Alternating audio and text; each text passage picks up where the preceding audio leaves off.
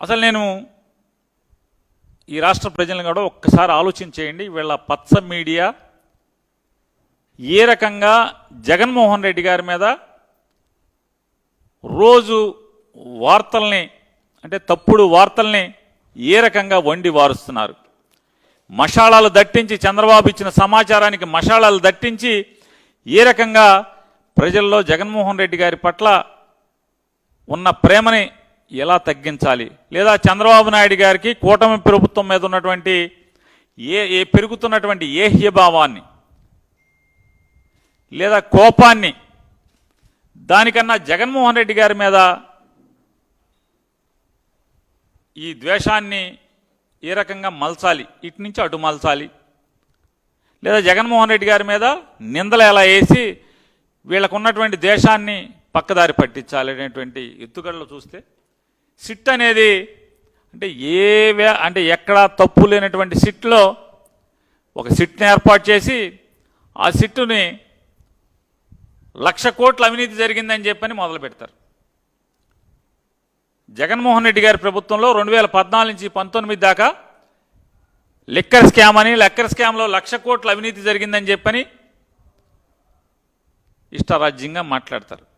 దాంట్లో ఆన్లైన్ పేమెంట్లు జరగలేదు, అంతా క్యాష్తో జరిగింది, అది జరిగింది, ఇది జరిగిందని చెప్పారు. ఎవరు ఎన్నిసార్లు ఏం చెప్పినా ఎక్సైజ్ వాళ్ళు చెప్పారు, సాక్ష్యాలు చెప్పారు, అందరూ ఆఖరికి దాంట్లో పనిచేసేటువంటి ప్రతి ఉద్యోగి చెప్తున్నాడు, అయ్యా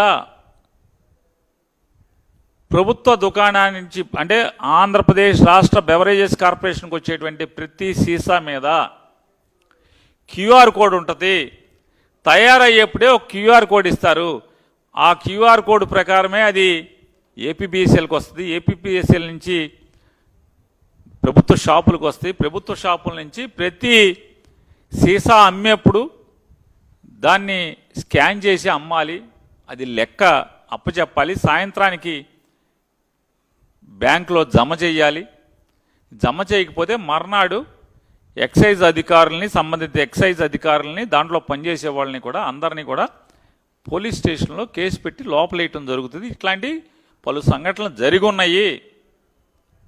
సాయంత్రానికి అమ్మకాలు అంటే రాత్రి షాపు మూసేలోపు క్యూఆర్ కోడ్ ప్రకారం ఎన్ని సీసాలు అమ్మితే అన్ని సీసాలకి మర్నాడు బ్యాంకు తెరవంగానే డబ్బు జమ చేయకపోతే ఎంత తగ్గితే అంతకి ఎక్సైజ్ ఇన్స్పెక్టర్తో సహా సంబంధిత ఎస్ఐ కానీ, సిఐ కానీ, మిగతా కాంట్రాక్ట్ ఎంప్లాయీస్ కానీ అందరినీ కూడా పోలీసులు అరెస్ట్ చేయడం అనేది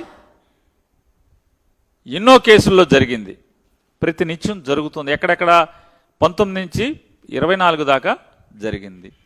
ఇది జరిగిందా అంటే ఓన్లీ జగన్ గారి దగ్గరే జరిగిందా అంటే నారా చంద్రబాబు నాయుడు గారు 2014 నుంచి 19 దాకా కూడా ముఖ్యమంత్రిగా ఆయన ప్రభుత్వం నడిపినప్పుడు కూడా చంద్రబాబు నాయుడు ప్రభుత్వం కూడా బ్రాందీ షాపుల్ని ప్రభుత్వం నడిపింది, చాలా మున్సిపాలిటీల్లో నడిపింది, 100 షాపులు నడిపింది. ఆ షాపుల్లో కూడా నగదుకే అమ్మారు. అలాగే దానిలో కూడా జగన్మోహన్ రెడ్డి గారి ప్రభుత్వంలో లాగా సెక్షన్ మెజర్స్ లేవు, చెక్స్ లేకపోవటం వల్ల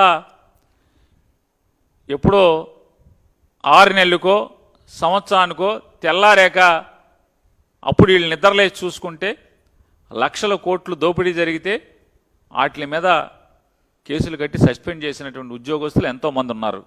నారా చంద్రబాబు నాయుడు గారి ప్రభుత్వంలో కూడా నారా చంద్రబాబు నాయుడు గారి ప్రభుత్వం కూడా ప్రభుత్వం నడిపినటువంటి మద్యం షాపుల ద్వారా క్యాష్కే అమ్మింది. మరి అప్పుడు ఏం చేశారు? అప్పుడు మీరెంత మూట కట్టుకున్నారు? రాజకేశ్ రెడ్డి అరెస్టు, ఏబిఎన్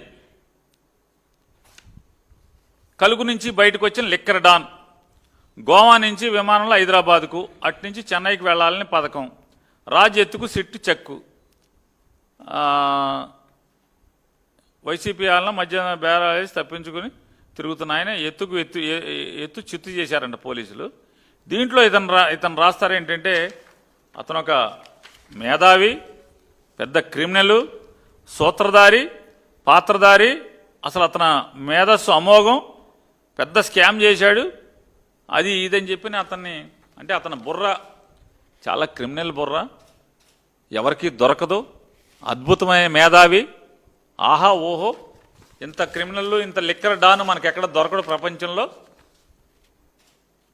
అని చెప్పి ఆకాశానికి ఎత్తి రాస్తారు వాళ్ళ పేపర్లోనే. మరి ఇంత ముదురయ్యుండి, ఈ రాజకేశ్ రెడ్డి అనేవాడు ఇంత ముదురయ్యుండి, పెద్ద క్రిమినల్ లిక్కర్ డాన్ అయ్యి 100 రోజుల క్రితం, మరి ఇంత క్రిమినల్ అయితే నాకు చిన్న అనుమానం, గోవా నుంచి హైదరాబాద్ విమానంలో వస్తాడు ఎవడన్నా క్రిమినల్, పెద్ద ముదురు క్రిమినల్, ఎందుకు వచ్చాడు? మీరు మాట్లాడుకోబట్టి వచ్చి ఉంటాడు, లేకపోతే ఎందుకు వస్తాడు మీరు చెప్పండి. ఎవడన్నా తప్పించుకునేవాడు అంత మేధావి, అంత క్రిమినల్, అంత బద్ద లోతైన బుర్ర ఉన్నాడు, అంటే క్రిమినల్ ఆలోచనలు ఉన్నాడు, లిక్కర్ డాన్ అయినోడు, ఆధార్ కార్డు పెట్టి, పాస్పోర్ట్ పెట్టి, ఫ్లైట్ టికెట్ కొనుక్కుని రెడ్ కార్నర్ నోటీస్ ఉండగా విమానంలో వస్తాడు. మీరు సొద చెప్పాలి, పోలీసు ఆహా ఓహో, ఎత్తుకు పై ఎత్తు, చిత్తులు మీరు రాయాలి, మీరు నమ్మాలి. ప్రజలు ఆలోచించండి ఒకసారి. ఇతను పెద్ద క్రిమినల్ అంటున్నారు, బుర్ర పాదరసం అంటున్నారు, లిక్కర్ డాన్ అంటున్నారు, 1,00,000 కోట్లు ఎత్తేసాడు ఇతను అంటున్నారు. ఇంత ముదురంట గోవా నుంచి విమానం ఆధార్ కార్డు పెట్టి, పాస్పోర్ట్ పెట్టి, టికెట్ కొని హైదరాబాద్ వచ్చాడు, మేము చిత్తు చేసి పట్టుకున్నాం, పారిపోతుంటే విదేశాలకని. మరి అంత ముదురు ఈ 11 కోట్లు మీకోసం అక్కడే ఉంచాడా ఇప్పుడు దాకా? ఇవాళ ఏంటంటే ఏ డబ్బు దొరికినా, ఎక్కడ ఎవరి దగ్గర ఏ డబ్బు దొరికినా, ఎందుకంటే సంవత్సర కాలంగా ఎక్కడా దీనికి ఆధారాలు దొరికిన పరిస్థితులు లేవు ఎక్కడా కూడా. ఎందుకంటే స్టోరీలు కథలు తప్పితే, ఇదో సినిమా స్టోరీ లాగా కథలు చెప్పుకుంటూ వెళ్తామే తప్పితే ఎక్కడా కూడా ఆధారాలు దొరకని పరిస్థితి. ముందేం చెప్పారు? ఈ కేసు మొదలవ్వగానే, అంటే వీళ్ళు ప్రభుత్వం రాగానే ఎంక్వైరీ చేసి సిట్టుతో వాసుదేవ్ రెడ్డి అనేటువంటి ఒక అధికారి ఈ మొత్తం లిక్కర్ స్కామ్కి, 1,00,000 కోట్ల లిక్కర్ స్కామ్కి కింగ్ పిన్, అతన్ని వేసేసాం, అయిపోయింది, అతన్ని పట్టుకున్నాం, అతని దగ్గర నుంచి జగన్కి వెళ్ళిపోయిన డబ్బులు మొత్తం ఇదంతా అది చేశారు, ఇది చేశారని చెప్పని రోజు వార్తలు రాశారు. వాసుదేవ్ రెడ్డి పట్టుకున్నారు, వాసుదేవ్ రెడ్డిని రకరకాలుగా చేశారు.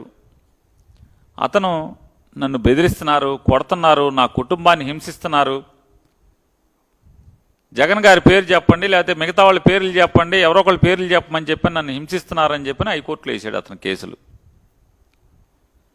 ఇవాళ అతను అయిపోయాడు.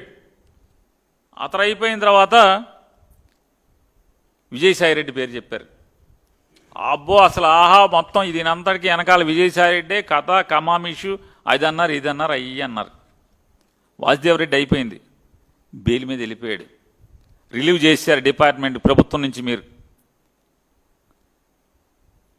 విజయసాయిరెడ్డి అన్నారు, అసలు మొత్తం విజయసాయిరెడ్డి కనుసన్నల్లో నడిచింది మొత్తం అంతా కూడా, సాయిరెడ్డి సాయిరెడ్డి సాయిరెడ్డి అన్నారు. సాయిరెడ్డి గారు మాయమైపోయాడు. ఏమయ్యాడు అంటే మీకు అనుకూలంగా వెళ్ళిపోయాడు, ఆయన అమాయకుడు అయిపోయాడు. వాసుదేవ్ రెడ్డి అమాయకుడు అయిపోయాడు, సాయిరెడ్డి గారు అమాయకుడు అయిపోయాడు. రాజకేశ్ రెడ్డి వచ్చాడు. రాజకేశ్ రెడ్డి ఆహా ఓహో అన్నారు, ఓ మేధావి అన్నారు, క్రిమినల్ అన్నారు, మొత్తం అదన్నారు, ఇదన్నారు.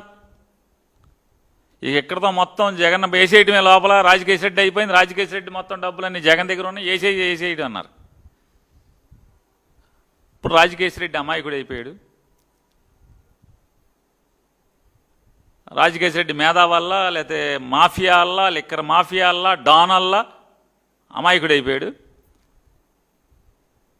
OSD Krishnamohan Reddy, retired IAS Dhanunjaya Reddy, అసలు మొత్తం వీళ్ళే సూత్రధారులు, పాత్రధారులు, ఆధారులు, ఈ దారులు అని చెప్పని వాళ్ళని అరెస్ట్ చేశారు. ఏమో ఇద్దరు రిటైర్ అయిపోయి మామూలుగా అసలు దేవుడు ఎప్పుడు పిలుస్తాడని ఎదురు చూస్తున్నారు వాళ్ళు.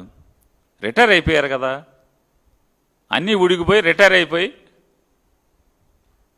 కృష్ణారామ అంటే మామూలు జగన్మోహన్ రెడ్డి గారి దగ్గర సేవ చేసుకుంటున్నారు.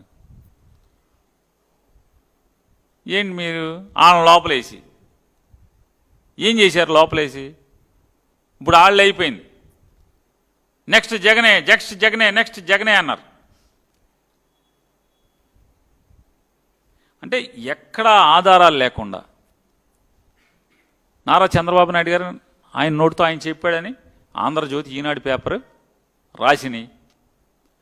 నారా చంద్రబాబు నాయుడు క్యాబినెట్లో చెప్పాడు అందరితో, ఏం చేస్తామయ్యా ఆధారాలు లేవు, ఆధారాలు లేకుండా జగన్మోహన్ రెడ్డిని మనం అరెస్ట్ చేయలేమని చెప్పని ఆయన ఒక పెద్ద స్టేట్స్మెన్గా, అంటే ఒక ఉదారవాదిగా, ఒక అద్భుతమైనటువంటి సంఘ సంస్కర్తగా, ఒక అద్భుతమైనటువంటి పాలకుడిగా చంద్రబాబు నాయుడు గారు చిత్రీకరిస్తూ ఆధారాలు లేవు, ఏం చేస్తాం, జగన్మోహన్ రెడ్డిని మనం అరెస్ట్ చేయలేము ఆధారాలు లేకుండా అంటాడు.